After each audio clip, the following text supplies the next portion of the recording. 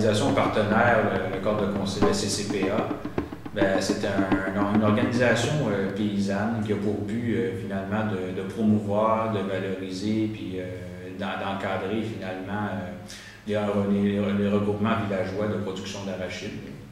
Il y a plusieurs regroupements. Il y en a 58 en tout. Ce qu'on appelle des GIPA, des groupements intervillageois de production d'arachide. Tu as eu l'occasion d'en visiter plusieurs? Oui, j'ai eu l'occasion de travailler sur 3 GIPA en particulier. Un qui s'appelle Tiacomati, qui est près de Dauphin. Un autre qui est Cœur-Bacari, un village qui est près de Gambiaï. Et les Rancoli aussi, dans le Sine-Saloum, dans le Lion-Bateau. C'est les 3 principaux villages sur lesquels j'ai travaillé. Et la problématique sur laquelle je travaillais en environnement, c'était le problème de l'avancée de la salinisation des terres. Qui est un problème récurrent, qui est un problème assez important et assez préoccupant dans le bassin arachidier, en particulier dans les régions de Fatick et de Carolac. D'accord. Est-ce qu'il y avait du travail qui avait été fait avant toi sur ce thème-là? Oui, depuis au moins 35 ans, il y a des expériences de lutte biologique contre la salinisation, avec l'introduction d'espèces halophiles comme le nialing, la vicenia, l'anacardier, l'acacia holo, le jujubier, toutes des espèces qui servent à endiguer finalement la progression de la salinisation ou qui servent finalement même à récupérer des terres qui sont finalement contaminées par la salinisation parce que ces espèces-là peuvent drainer le sel avec leur acide. Est-ce que tu as constaté que ça donne certains résultats? Oui, ça a donné certains résultats avec des projets depuis 35 ans, avec la coopération finlandaise, la coopération japonaise et la coopération des Pays-Bas. Des projets sur plusieurs années comme Précoba, Prévinoba, JICA, projet Mangrove. Et moi, dans le cadre de mon travail, j'ai réussi à développer une initiative, un projet de pépinière, finalement, pour reboiser avec des espèces qui sont tolérantes à la salinisation. D'accord, d'accord.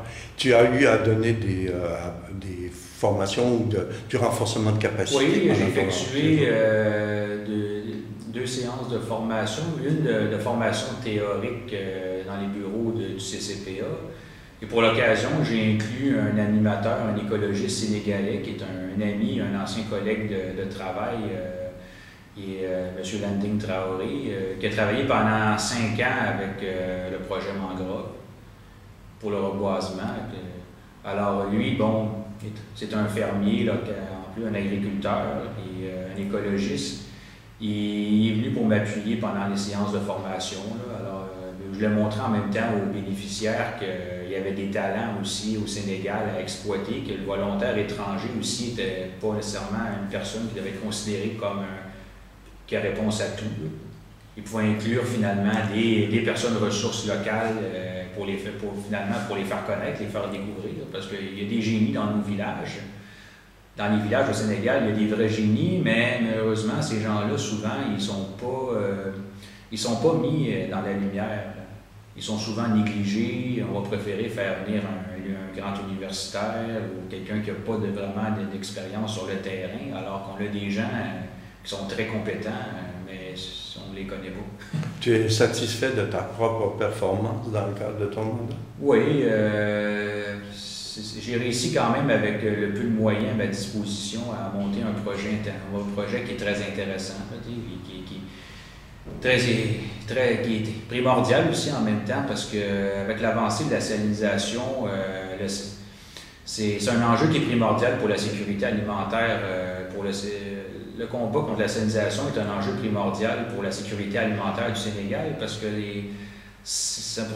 l'avancée de la nappe salée menace finalement l'agriculture, l'autonomie alimentaire du Sénégal, puis en même temps, bon, ça occasionne des problèmes comme au niveau de l'exode rural, finalement, au niveau de plusieurs problématiques au niveau finalement de la survie des villages, puis du mode de vie aussi qui fait partie intégrante du mode rural sénégalais. J'imagine que ça doit avoir un effet sur leur propre approvisionnement en eau potable. Oh oui, ça certainement aussi.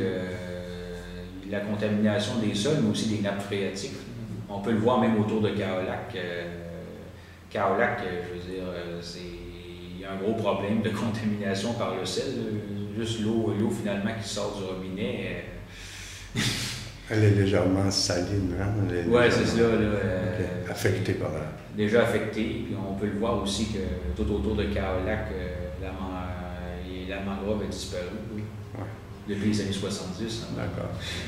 C'était pour toi un deuxième séjour, au moins, au Sénégal? Oui, parce que durant l'année 2015-2016, j'ai effectué un stage de 6 mois comme conseiller en agriculture avec une organisation qui s'appelait le Centre de solidarité internationale du Saguenay-Lac-Saint-Jean. Et j'avais effectué mon stage pour l'occasion. J'étais dans un village du Niombato qui s'appelle Missira, dans la commune de Toubacouta. Alors j'ai pu finalement expérimenter la vie dans le Sénégal, vraiment dans le Sénégal rural. Et j'ai appris énormément de choses sur l'agriculture. Parce que j'ai travaillé pendant 6 mois, j'effectuais les mêmes travaux que les Sénégalais faisaient. Couper, débrousser avec la machette, creuser des trous, remuer la terre avec la daba, avec la houe, arroser des oignons, planter des piquets. J'ai fait du repiquage, des pépinières. Finalement, c'est ça, j'ai vraiment compris comment les gens travaillaient là-bas. Alors, ça a été plus facile pour moi même d'être à l'aise avec les agriculteurs que j'ai rencontrés cette année parce que je pouvais leur expliquer que, bon, le travail que vous faites, moi, je l'ai fait l'année passée. Alors, je comprends que vos difficultés.